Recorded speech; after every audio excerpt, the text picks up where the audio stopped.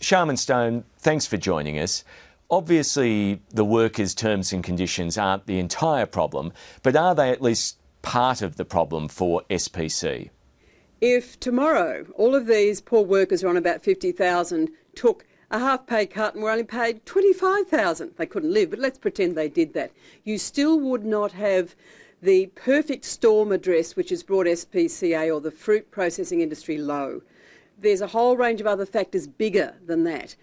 They include, of course, the cheap dumped imports, the labelling laws that are no good and disguise what's really going on when you go buy that can or plastic pack of fruit, the anti-dumping regime that's not working for us. So none of those issues are addressed by putting your workers on the breadline. They're only getting about $50,000 on average. The hard yards have been done with restructuring the workforce. The growers, half of them are now on no income whatsoever because they've lost their entire contracts. So this is about those other issues. So sorry, I know the Prime Minister said this was about salaries and conditions. No, it's not. Well, why is the Prime Minister saying that, do you think, if that isn't the case? Well, you'd need to ask the Prime Minister that and the Cabinet Ministers who supported this decision. But perhaps right now we're having a major thrust on unions, on looking at a Royal Commission into unions. Perhaps they thought this is a good opportunity. Let's use SPCA as a whipping boy in this case. Well, let's be clear about what the Prime Minister has said about this. I'd like to play to you his words when he knocked back the request from SPC. Let's have a listen. There are wet allowances, there are loadings, there are extensive provisions to cash out sick leave. There are extremely generous redundancy provisions, well in excess of the award. This does need to be very extensively renegotiated if this restructure is to be completed. So is the Prime Minister right or wrong when he talks about these very generous conditions? He was wrong. I'm afraid he might have been talking about a number of years back. The company's progressed a long way since then. For example, those who were what we call the maintenance workers who had better conditions than the food preservers on the shop floor, they are now, those positions are gone. Those 73 workers have gone. All those positions are being contracted out now. When the Prime Minister referred to the generous wet allowance, let me tell you about that. If you are a cleaner in the factory, and there's only a handful of them, you have to deal with some pretty nasty substances like the caustic sodas, very corrosive.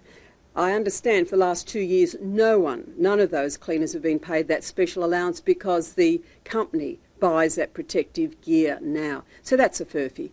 So you believe the Prime Minister is either not telling the truth or misrepresenting the facts? Well, somehow we got a statement at that press conference which was not accurate when it said that the problems for SPCA was that they hadn't got their house in order, that conditions and wages were what had brought them low. That is not the case. But it does stand to reason that the company would be better off if it was able to renegotiate its terms and conditions. Well, it's already done that. That's the point. It has already negotiated out of the factory. Those who belong to the ETU, they no longer are salaried in the factory, they actually leave, and all those positions get contracted out in about another 4 weeks. So they've already negotiated that through. They've already dropped the workforce by over 30%. This suggesting that somehow those hard yards were not made, that somehow SPCA and its parent company ignored taking every step they could to make this industry survive, is just not fair, it's not true. And I feel particularly aggrieved when I look at other examples of coalition support like the chocolate factory, the multinational-owned chocolate factory, Cadbury's in Tasmania. Although the Prime Minister does point out that the Cadbury money was to develop tourism for Tasmania, whereas he would argue the SPC money was just a requested handout for a company. Is that a fair distinction? No, it's not. Of course it's not. Now, I'd argue that a tourism job in Tasmania is no more value to the economy than a fruit processing job in Victoria. What is the difference? If you've got to pick winners, I would put them neck and neck. A chocolate factory tour with Cadbury, or 10,000 international backpackers who come here attracted by our fruit each summer, or your people lining up to buy the cans and the plastic packs of our fruit at our factory outlet here. Let's not be stupid about this. There were other reasons that Cadbury in Tasmania got the funding, and it wasn't much to do with who had the higher value jobs.